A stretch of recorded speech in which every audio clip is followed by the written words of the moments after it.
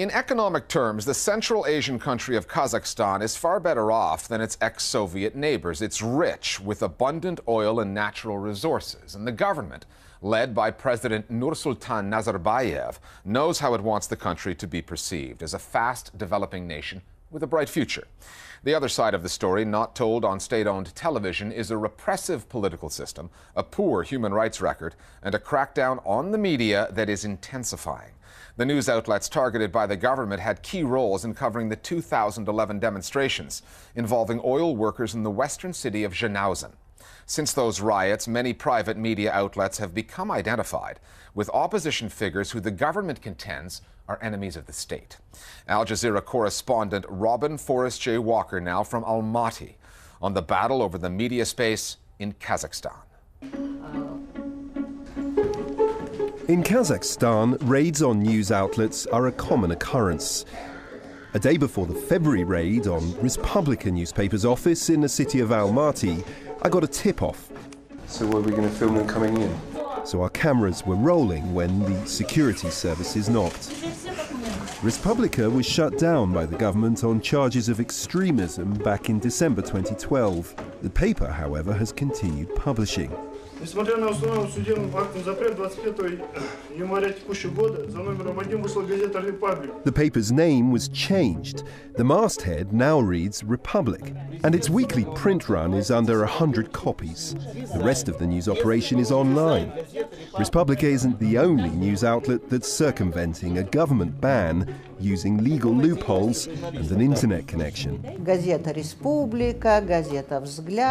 government issued a ban on two newspapers, Respublika and Vzglyad, the TV station K+, and many websites, about 40 media outlets in total. If it weren't for the internet and the availability of software that we can use to overcome state blockades, we'd be behind the Iron Curtain like in Soviet times. There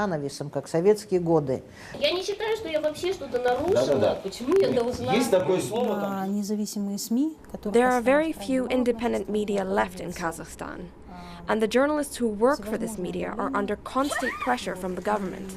The entire might of the government machine is used to complicate journalists' lives. Court cases, personal threats, and beatings. All that has become the everyday reality of being a journalist in Kazakhstan. Lina Zhdanova is one of the founders of the Stan TV production company. The organization has been in the government's crosshairs ever since 2011, when riots exploded in the western city of Zhanaozen. Stan TV was all over the story. The production company fed footage of government forces cracking down on protesting oil workers to channels broadcasting into Kazakhstan like K+, and from there the video went around the world. So what people saw if they were watching Stan TV or K+, they were seeing user-uploaded content of those clashes, and they were seeing people being taken to the hospital. They were seeing fights between police and workers, which is exactly what the government doesn't want to have shown. The events in Zhanaozen really blew up the government of Kazakhstan's whole narrative about what Kazakhstan has been doing for 20 years. And so the outlets that made that information available, those were the ones that were hit the hardest. The intimidation we'd experienced before was nothing in comparison to what happened after Zhanaozen. There were direct threats against our staff. Secret Service officers would come up directly to our employees and threaten them and their family members. They would call in the middle of the night and come to people's homes.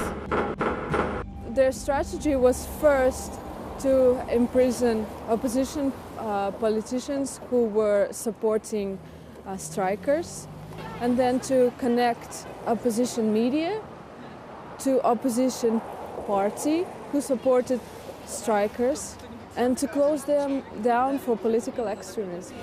Since Kazakhstan gained independence from the Soviet Union 22 years ago, it's had one president, Nursultan Nazarbayev. In 2010, he was formally named Leader of the Nation by an act of parliament. A year later, in the 2011 elections, the Kazakh Electoral Commission announced that the president had been re-elected with a percentage evocative of Soviet-era elections, 95.5%. According to the Nazarbayev government, there are almost 3,000 media outlets in Kazakhstan. It says it controls only 16% of them. But in reality, the other 84% are largely owned by groups or individuals affiliated to the regime. So, for instance, KTK, one of the main commercial channels, is owned by Dariga Nazarbayeva, the president's daughter. It's a restrictive media environment here, and defamation is still a criminal offence. For the Kazakh opposition, privately owned media outlets represent the last recourse. The government's stated justification for closing down news outlets is that they're funded by forces hostile to the government. The media outlets themselves deny that. However, the name of one man keeps coming up: former Kazakh energy minister turned Nazarbayev nemesis Mukhtar Ablyazov. Ablyazov was living in exile in the United Kingdom, but fled the country last year when a judge there sentenced him to prison for contempt of court and for lying about his personal wealth. A spokesman for the Kazakh government wrote to us saying, "The action taken against outlets such as Stan TV and other affiliated media entities came only after clear evidence emerged that they had a role to play in the tragic events in Zhenauzen. All outlets in question were funded and controlled by Mukhtar Ablyazov. I don't believe any country would allow an international fugitive to fund information attacks and use media resources to spread lies and call for violence." The government sees Ablyazov as a direct threat to them, and even some of them probably see him as the main threat against the government of Kazakhstan. And so the affiliation of these outlets with Ablyazov is what the government has been cracking down on. Tune into the state news channel Khabar, and it becomes clear not just how the Nazarbayev government sees itself, but also how it wants to be portrayed. We have a massive pool of journalists in the service of the state, and their job is to describe the activities of our government officials. The channel has wide reach and is watched by many. There's a joke from the Soviet times. When people watch Khabar, they say, "I want to live in this wonderful country where everything is so nice."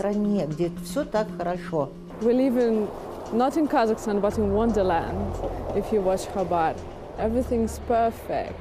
Nazarbayev goes around the country, opens schools, helps farmers. Our economy is growing. Everyone has jobs. Perfect country.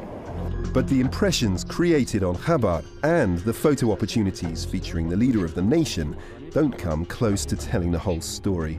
Kazakhstan hasn't used its wealth to develop institutions, and the media is a key part of this. It's very difficult to resolve people's grievances if you won't allow those grievances to be voiced in public, which is what a free media does. It finds problems, it examines them, and it brings them to the attention of society. And right now the government of Kazakhstan is discouraging that from happening, and it's going to cripple the country's development.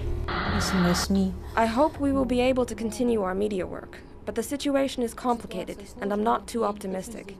I just watched this movie, Life of Pi, a story about a boy who survives a shipwreck and is stuck on a lifeboat with a tiger. Somehow, the story of Pi reminded me of our situation. We are in a similar ocean of problems, trying to survive. And maybe our secret services play the role of the tiger. It keeps us alert and stops us from giving up and sinking to the bottom. As long as we are resisting, we are alive.